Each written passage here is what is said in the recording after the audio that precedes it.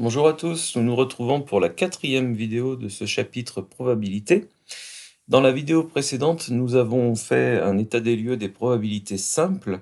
Nous allons aujourd'hui, pour thème de cette vidéo, travailler sur les probabilités conditionnelles. Alors, il faut poser un petit peu le cadre de ce qu'on appelle probabilité conditionnelle. Imaginons que, au sein d'une expérience aléatoire, nous ayons deux événements A et B que l'on peut considérer qui ne sont pas forcément incompatibles. Autrement dit, A inter B n'est pas forcément l'ensemble vide. Alors d'ailleurs, pour parler de probabilité conditionnelle, il vaut mieux que A et B aient des parties communes. Bien, indépendamment chacun de l'autre, chacun a sa probabilité d'apparaître, et sans autre information, on notera ces probabilités P de A et P de B, en probabilité simple. Maintenant, imaginons qu'on ait une information supplémentaire, donc ce qui apparaît en bleu. Par exemple, si on sait que l'événement A s'est produit, sans savoir si B s'est produit, en tout cas, cette information peut faire évoluer la probabilité que B se soit produit. Et ce qui était P de B au départ va devenir P de B sachant A. Et indice A de B signifie quelle est la probabilité que B se produise, sachant que A s'est produit.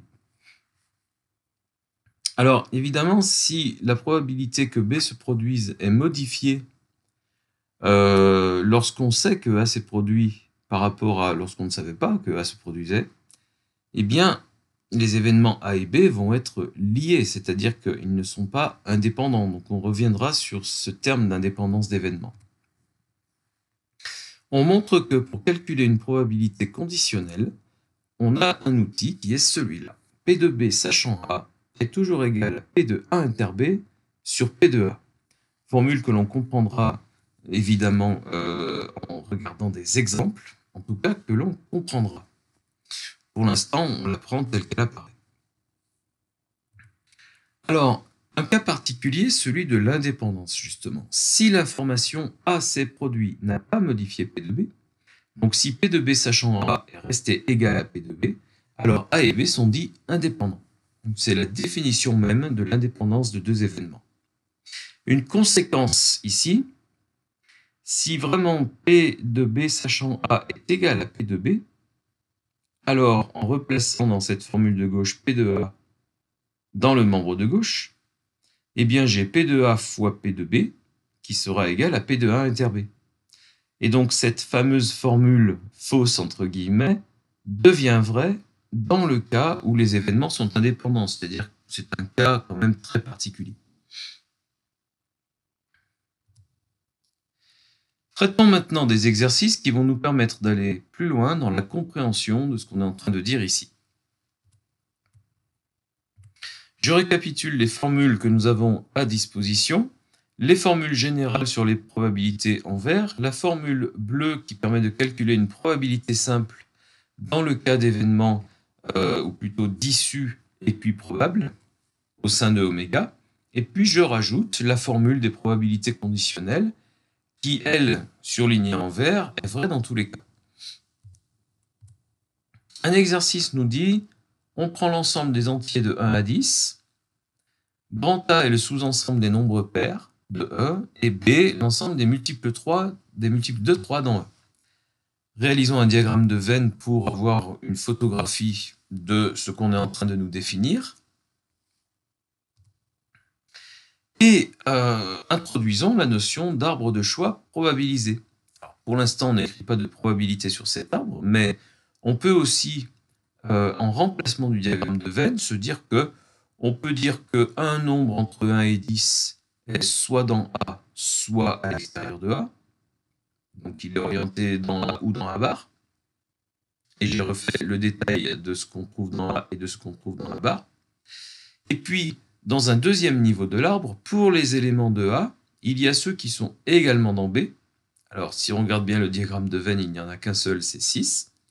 Et puis, il y a ceux qui ne sont pas dans B, c'est-à-dire 2, 4, 8 et 10. Cette première moitié de l'arbre travaille dans A et pas ailleurs. Pour la deuxième moitié de l'arbre, on travaille en dehors de A, donc dans la moitié inférieure du diagramme de Venn. Ici, j'ai deux éléments qui appartiennent à B, 3 et 9, et trois éléments qui sont à l'extérieur de B, 1, 5 et 7. Donc je retrouve, si vous voulez, à l'issue de cet arbre, 4 terminaisons qui représentent les 4 sous-catégories créées par le croisement AB du diagramme de Venn. Une zone ici, une deuxième ici, une troisième en bas à gauche, une quatrième en bas à droite. On a mis les mêmes informations, mais organisées différemment. Et dans une première question, on nous demande une troisième organisation des données, qui est le tableau de contingence.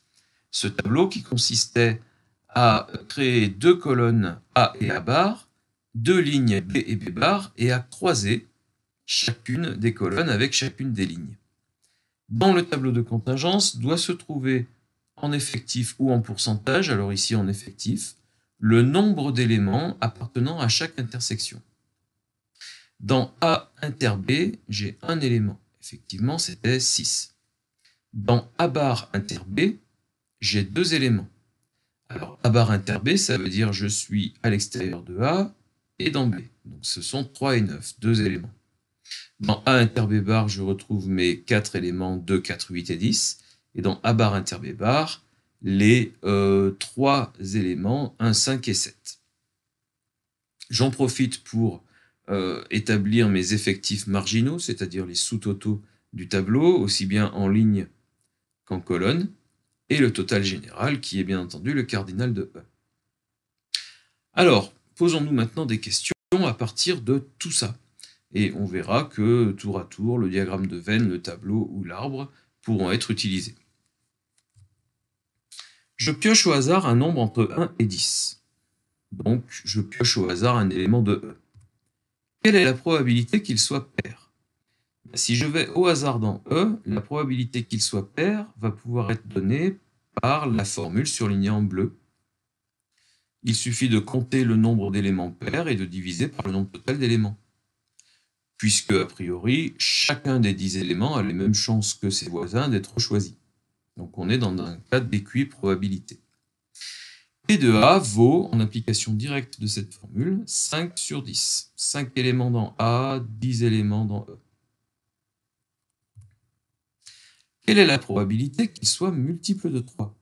Même question, mais pour B cette fois-ci. L'arbre n'est pas d'un grand secours pour l'instant, mais le tableau nous dit qu'on a 3 éléments dans B par rapport à un total de 10, donc 3 sur 10. Nous sommes ici en probabilité simple, nous nous sommes servis de la formule bleue. Voyons maintenant des questions qui vont nous conduire à des probabilités conditionnelles. Donc, je reprends en fait l'énoncé de la question 2. Je pioche au hasard un nombre entre 1 et 10. Je ne le regarde pas, mais quelqu'un le regarde et me dit « Ah, il est multiple de 3 ». Quelle est à ce moment-là la probabilité qu'il soit pair? Eh bien, ça n'est plus P de A qui valait 5 dixièmes ou 1 demi. Ça devient un tiers. Alors pourquoi? Eh bien, parce que si on me dit que mon nombre est multiple de 3, je sais que je ne suis pas dans le tableau de contingence global sans plus d'informations. Je sais que je suis dans la première ligne du tableau. Et dans la première ligne du tableau, les éléments pairs sont au nombre de 1 sur un total de 3. Donc la probabilité que le nombre soit pair, sachant qu'il est multiple de 3, c'est une chance sur 3. Alors maintenant, si je veux faire confiance à la formule du cours, qu'est-ce que ça me donnerait? Ce qu'on va faire, c'est qu'on va en profiter pour inclure des probabilités dans notre arbre et se servir des outils qui sont traditionnellement utilisés au lycée. Au lycée, on ne vous parle en général que d'arbres et on vous fait faire des calculs uniquement à partir de ça. Alors on verra quels sont les avantages et les inconvénients par rapport au tableau de contingence. Ce sont surtout des inconvénients. Mais pour les cas simples, l'arbre devient un avantage pour des cas plus complexes que celui de cet exercice. Alors la formule du cours. Plaçons nos probabilités sur l'arbre. Alors, je vous rappelle ce qu'elle signifie, de quelle façon on s'organise ici. En partant d'un nombre quelconque dans E, j'ai une chance sur 2 de me retrouver dans A et une sur 2 dans A bar. C'était nos 5 dixièmes, et donc 5 dixièmes pour A bar aussi. Une fois que je suis dans A, quelle est la probabilité de me retrouver dans B? Si je regarde par exemple le diagramme de Venn, à l'intérieur de l'ensemble A, j'ai 5 éléments. dont un seul appartient à B. Donc j'ai une chance sur 5 d'atterrir dans B et 4 chances sur 5 d'atterrir dans B bar. Par contre, si je suis à l'extérieur de A, deuxième moitié de l'arbre, et donc deuxième moitié du diagramme de Venn, j'ai 2 chances sur 5 d'atterrir dans B et 3 chances sur 5 d'atterrir dans B bar. Donc les probabilités de B, suivant qu'on soit dans A ou pas, ne sont pas les mêmes. Alors j'en profite tout de suite pour faire une remarque sur l'indépendance des événements. À partir du moment où P de B sachant A, 1/5, est différente de P de B sachant A bar, 2/5, et d'ailleurs du même coup différente de P de B tout seul qui vaut 3/10, les événements A et B sont donc non indépendants, ils sont dépendants. Bref, je reviens sur la formule du cours qui me dit P de B sachant A égale P de A inter B sur P de A. J'en profite en plaçant P de A dans le membre de gauche pour m'apercevoir que P de A multiplié par P de B sachant A va me donner P de A inter B. Donc si je souhaite trouver à partir d'un arbre des probabilités d'intersection, A inter B bar et ainsi de suite, je n'ai qu'à multiplier P de A par la probabilité conditionnelle sur B que je rencontre ensuite. Donc 1/2 fois 1/5 est censé me donner P de A inter B. Mais au fait, quel est P de A inter B? C'est une probabilité simple puisqu'il n'y a pas d'indice. P de A inter B, c'est le cardinal de A inter B sur cardinal de oméga. Or, ça nous donne 1 sur 10. Et que donne ce produit? 1/2 fois 1/5, 1/10. Effectivement, ça fonctionne très bien. Donc si vous multipliez les probabilités rencontrées dans un arbre, au bout de l'arbre, vous obtenez la probabilité de l'intersection des événements que vous avez rencontrés.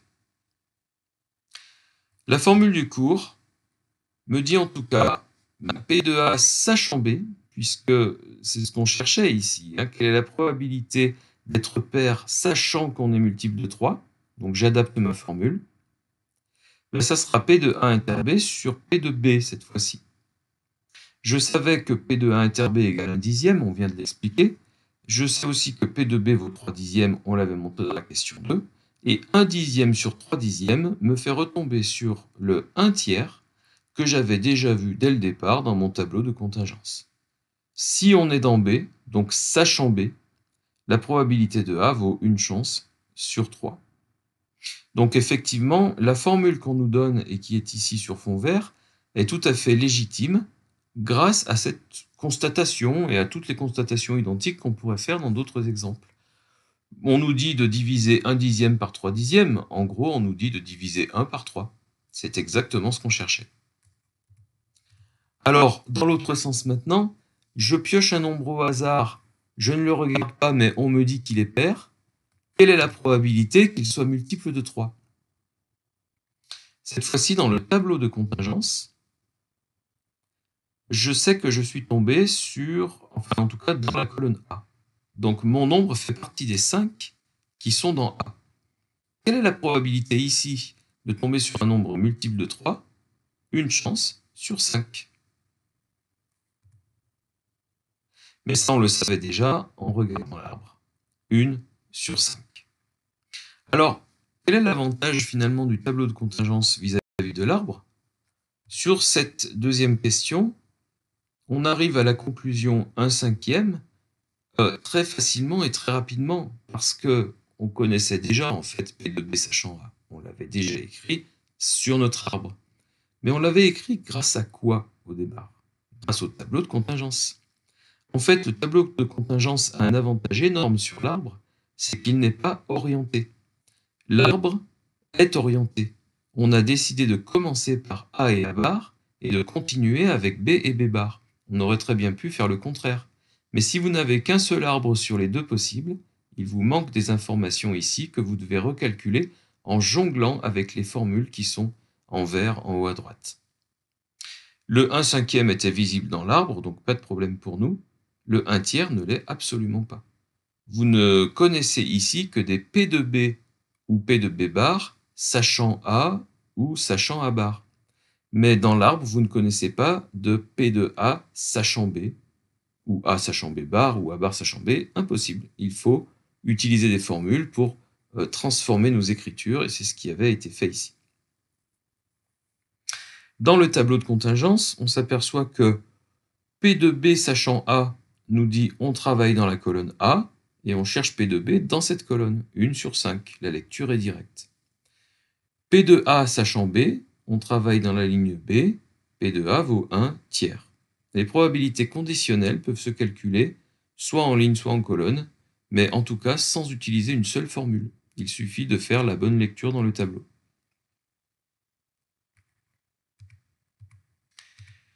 Changeons d'exercice et allons voir quelque chose qui peut paraître déroutant.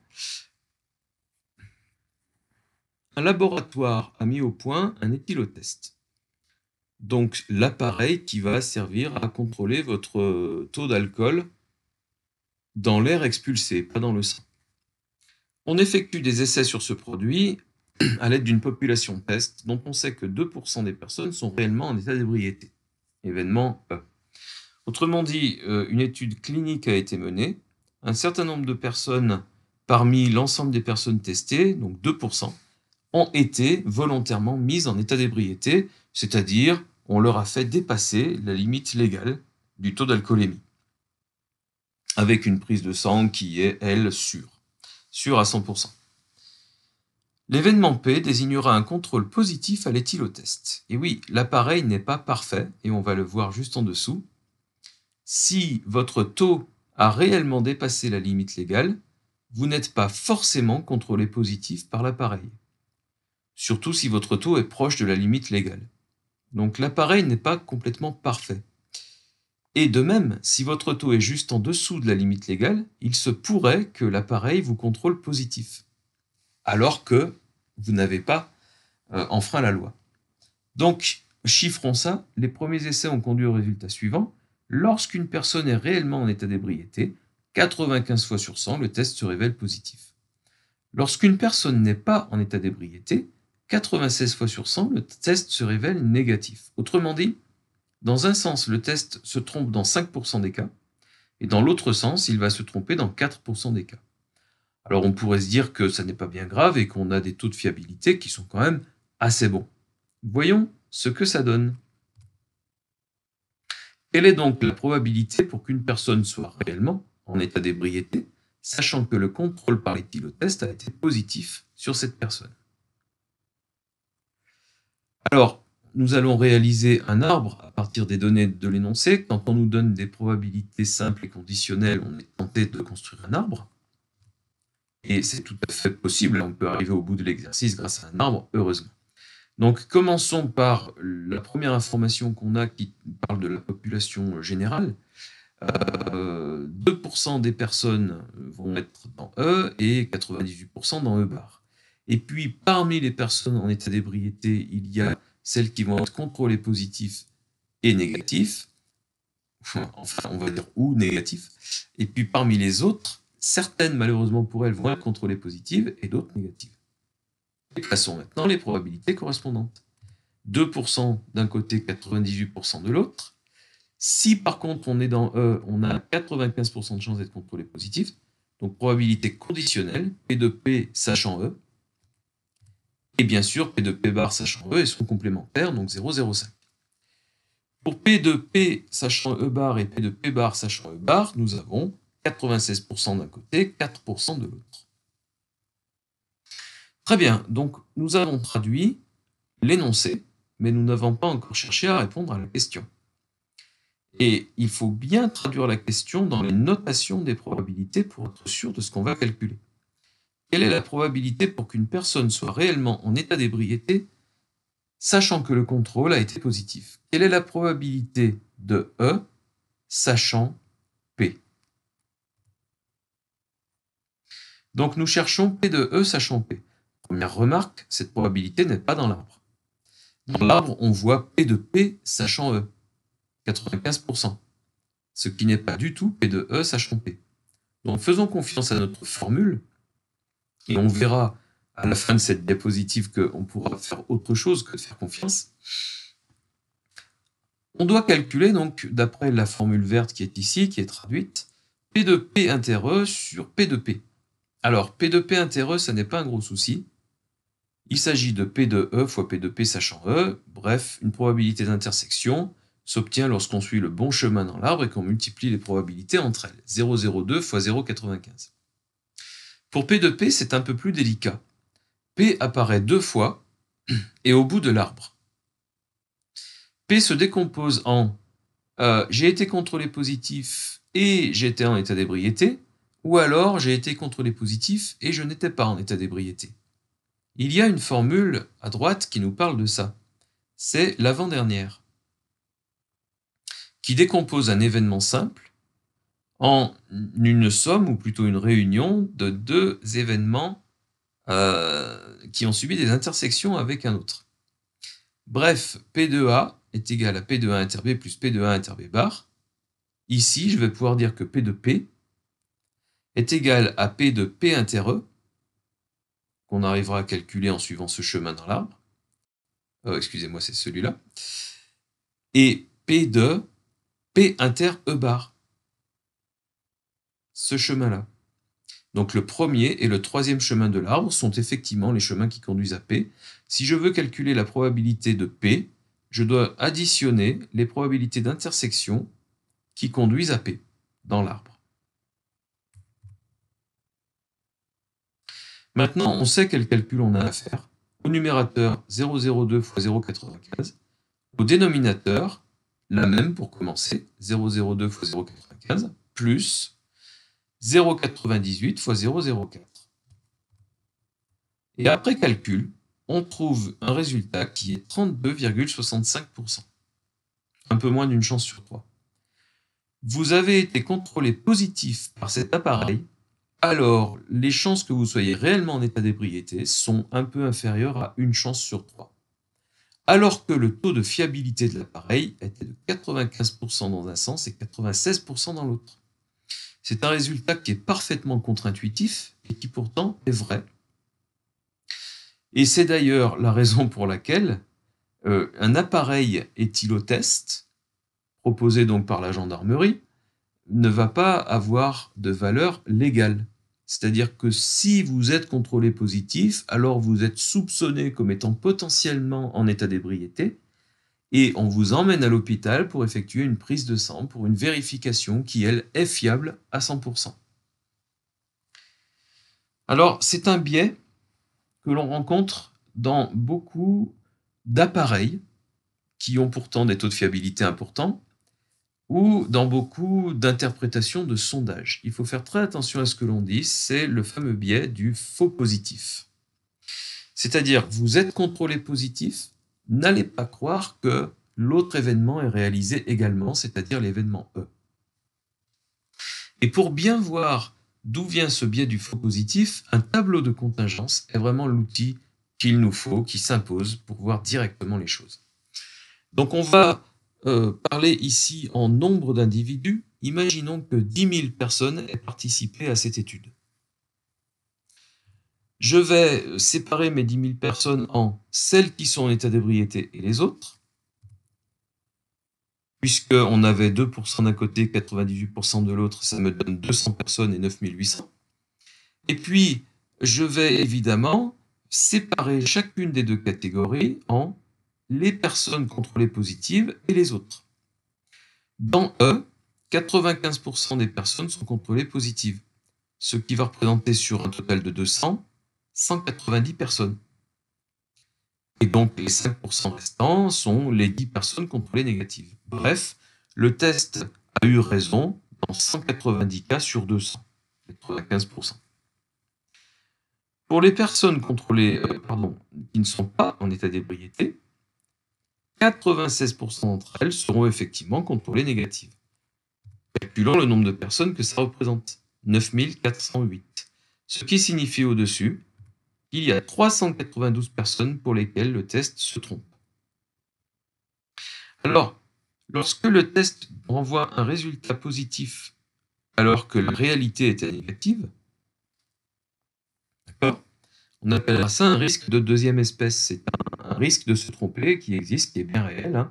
Donc il est compté en pourcentage ici 4%, il est compté ici en nombre d'individus. Le risque de se tromper pour l'appareil et renvoyer un résultat négatif alors que le résultat réel était positif, c'est un autre risque de première espèce.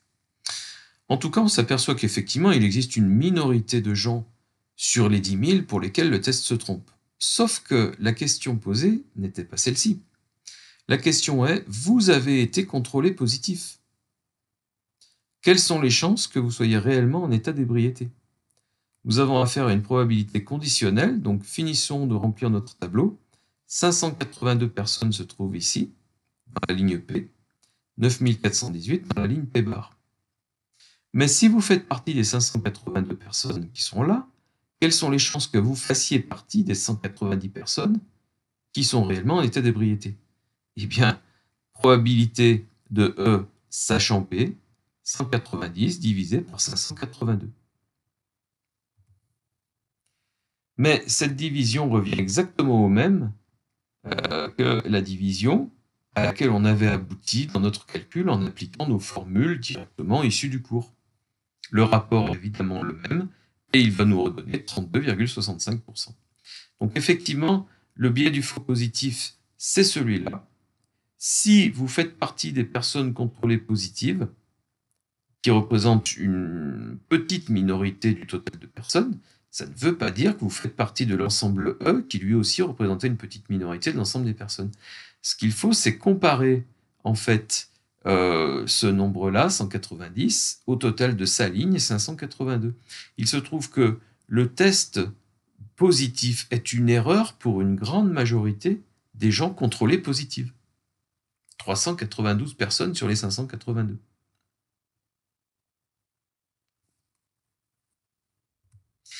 Terminons avec un troisième exercice où on va parler d'indépendance. Reprenons l'exercice précédent avec l'exercice 22. Le fait d'être en état d'ébriété et le fait d'être contrôlé positif sont-ils indépendants? Alors, il faut espérer que non quand même, hein, c'est-à-dire que notre éthylotest marche quand même dans la plupart des cas. Alors, rappelons à droite les propriétés de l'indépendance de deux événements. Tout en bas, la définition. Deux événements sont dits indépendants lorsque P de B reste égal à P de B sachant A, ou d'ailleurs, dans l'autre sens, à P de B sachant A bar. La conséquence au-dessus, à ce moment-là, P de A inter B va être égal à P de A fois P de B. Alors, reprenons donc ce qu'on vient de voir dans l'exercice précédent. Est-ce que dans cet exercice, P de P inter E était égal à P de P fois P de E? Alors, si vous revenez en arrière, vous pouvez finir les calculs et vous rendre compte que non, effectivement, la première vaut 0,019, alors que les deux suivantes valent 0,0582 fois 0,02. Si vous finissez le calcul, vous apercevez que le deuxième résultat n'est absolument pas égal au premier. Il est bien inférieur. Donc, il y a une grosse différence entre les deux membres de cette égalité qui n'en est pas une. Ça veut dire qu'il y a un gros degré de dépendance entre les deux événements. Si je m'en réfère à la définition de l'indépendance, je peux me poser la question, par exemple, est-ce que P de P sachant E est égal à P de P sachant E bar? Et là, on le voyait tout de suite, il n'y avait pas besoin d'effectuer un calcul pour voir si les événements étaient indépendants ou pas. Je vois très bien que P de P sachant E, 95%, est très différent de P de P sachant E bar, seulement 4%. Donc bien entendu, puisque ce groupe de probabilités n'est pas égal à celui-là en valeur, les deux événements sont, par définition, dépendants. Les chances de P ne sont pas les mêmes suivant qu'on soit dans E ou dans E bar. Avec l'exercice 18, les événements A et B sont-ils indépendants? Alors je vais rappeler ce qu'était l'exercice 18 qui avait été traité dans la vidéo précédente. Il s'agissait de tirer aléatoirement un nombre parmi les entiers de 1 à 20. L'événement A était obtenir au moins 15 et B obtenir un nombre pair. Je rappelle par exemple le schéma que l'on avait pu faire, donc le diagramme de Venn, où on avait positionné les entiers de 1 à 20 dans les différentes zones qui pouvaient nous intéresser, A inter B bar, A inter B, A bar inter B, et j'avais omis l'écriture des nombres qui restaient, c'est-à-dire 1, 3, 5, 7, 9, 11 et 13, on va dire par manque de place. Bien, est-ce que A et B sont indépendants? Nous avons deux possibilités pour vérifier ça, les probabilités conditionnelles ou la formule P de A fois P de B. Que vaut P de A inter B? Alors, si je me réfère à la formule bleue de probabilité simple, il s'agit de 3 sur 20. Cardinal de oméga égale 20. Donc P de A inter B, ça vaut 3 sur 20, donc 0,15. Que valait P de A? 6 sur 20, 0,3. Et P de B, 10 sur 20, 0,5. Or, il se trouve qu'ici, 0,3 fois 0,5 est effectivement égal à 0,15. Donc, cet exercice-là nous a conduit à un cas particulier où les deux événements qu'on vient de définir sont parfaitement indépendants. Maintenant, ça n'est pas cette formule qui nous fait comprendre pourquoi ils sont indépendants. Revenons à la définition. Est-ce que P de B sachant A est égal à P de B sachant A bar? Et d'ailleurs, on pourrait rajouter, est-ce que c'est égal à P de B? Mais si on a cette égalité-là, on est sûr qu'on aura l'égalité à P de B. Je vous laisserai réfléchir pour quelle raison on en est sûr. P de B sachant A. On n'a pas de tableau de contingence sous les yeux, et donc je vais en profiter pour vous donner une explication supplémentaire, qui est que la lettre P tombe bien, parce qu'elle nous permet aussi de parler d'une probabilité en termes de proportion. C'est la même initiale, ça tombe très bien. P de B sachant A, ça peut être vu comme la proportion d'éléments de B dans A. Quelle est cette proportion? Dans A, B représente 3 éléments sur les 6. Donc P de B sachant A, c'est 3 sur 6. Très bien, donc 1 demi. Quel est P de B sachant A bar? Quelle est la proportion d'éléments de B à l'extérieur de A? Là, c'est un petit peu plus délicat à voir parce que je n'ai pas montré tous les entiers de 1 à 20. Mais A bar se compose de 14 éléments, puisqu'il y a 6 éléments dans A. Donc j'ai 14 éléments. Qu'est-ce qu'il y a comme élément de B à l'extérieur de A? 2, 4, 6, 8, 10, 12, 14. Il y en a 7. Donc P de B sachant A bar, la proportion d'éléments de B à l'extérieur de A vaut 7 sur 14. Et je retombe sur un demi. Au fait, quel était P de B globalement, c'est-à-dire dans oméga, probabilité simple? Eh bien, dans B, il y a 10 éléments, et dans oméga, il y en a 20. 10 sur 20, je retrouve encore un demi. Donc c'est une coïncidence. Le fait que la proportion que représente B dans A, P de B sachant A, soit égale à la proportion de B en entier dans oméga, 10 sur 20. Ça n'était pas quelque chose d'acquis au départ, que B représente la même proportion dans A que B en entier dans oméga. Donc quand on est dans ce cas particulier, effectivement, par définition, on a des événements qui sont dits indépendants. Merci d'avoir suivi cette vidéo. On se retrouvera pour une vidéo suivante où on commencera à parler de variables aléatoires et de lois de probabilité. Je vous dis à très bientôt.